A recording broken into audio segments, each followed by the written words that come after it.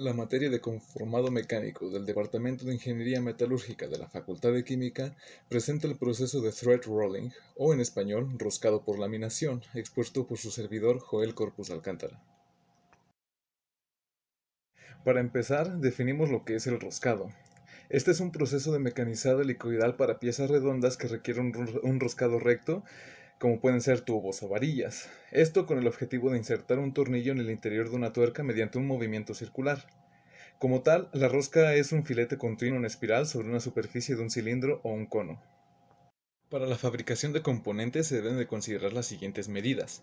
El diámetro exterior, que es el diámetro del cilindro donde se talla la rosca, representado por la D mayúscula.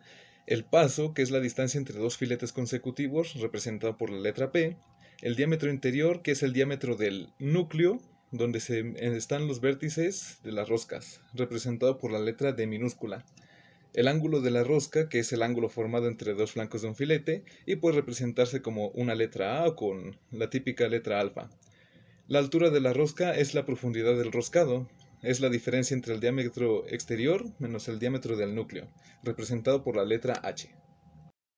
Hay diferentes tipos de roscado. La elección depende de la aplicación para la cual está destinada.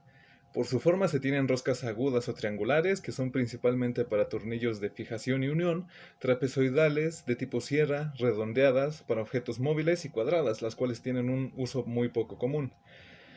Hay diferentes sistemas que establecen la medida del ángulo y la forma del filete para una determinada aplicación, como la rosca Sellers, que se emplea principalmente para la industria automotriz, o la rosca unificada, que se utiliza para uniones de conductos de líquidos.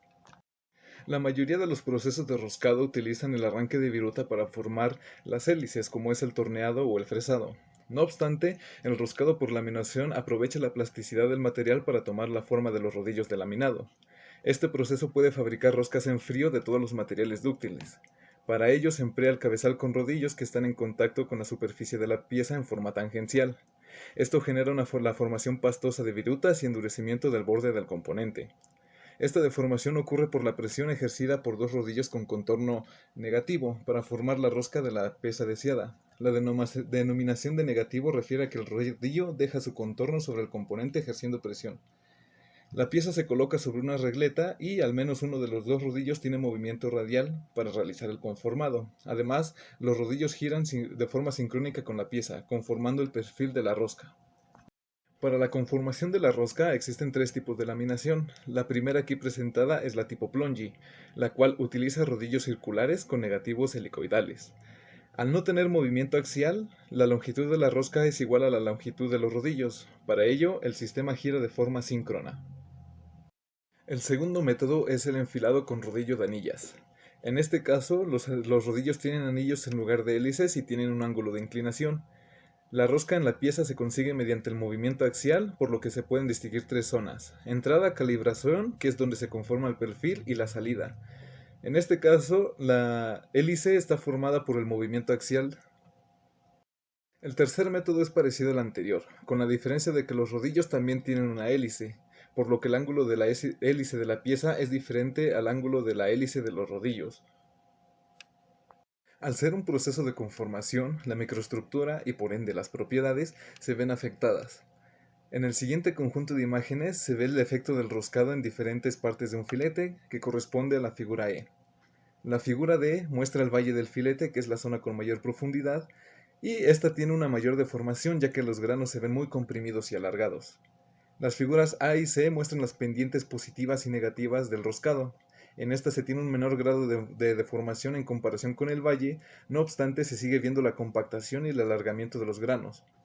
La figura B muestra la cresta del filete. Aquí se tiene un menor grado de conformación ya que los granos apenas se ven compactados y alargados. No obstante, en comparación con el centro del filete, que es la figura F, los granos tienen cierto grado de deformación. El incremento de la resistencia se debe a esta misma deformación por la creación y movimiento de las dislocaciones, entorpeciendo el movimiento de los átomos. Únicamente como comparación, en la imagen de la izquierda se tiene la dirección de las fibras obtenidas en el proceso de laminación con las obtenidas de un proceso de arranque de viruta. Se puede observar que las fibras laminadas son continuas y curveadas en el sentido de la deformación, mientras que las fibras cortadas son discontinuas y tienen el sentido del material base. En la imagen de la derecha se tiene el acabado superficial de ambos métodos de roscado, observados en el microscopio electrónico de barrido.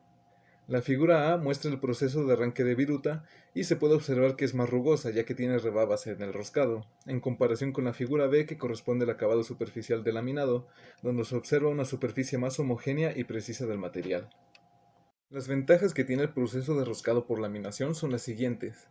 Es un proceso que conserva el volumen ya que no se pierde el material por arranque de viruta en comparación con otros procesos como lo es el torneado. La deformación que produce hace que incremente la resistencia de la pieza, incrementando su vida útil. Tiene un mejor acabado superficial, lo que le permite tener una mayor precisión en la fabricación de componentes ingenieriles, como lo es el tornillo micrométrico. También es un método que reduce tiempos y costos de fabricación, ya que cientos de piezas pueden pasar por una sola línea de producción. Las desventajas radican en que es un proceso fácil para el roscado externo. Existen investigaciones que diseñan métodos de roscado interno, pero su aplicación industrial queda fuera del alcance, por lo que se sigue utilizando el fresado como método de roscado interno. Otra desventaja es que el proceso es exclusivo para materiales con buena plasticidad como el acero o el aluminio, y estas piezas deben ser forzosamente redondas. Agradezco su atención y se invita a seguir los canales de San Juan y QM para más datos acerca de la metalurgia y sus procesos. Saludos y hasta luego.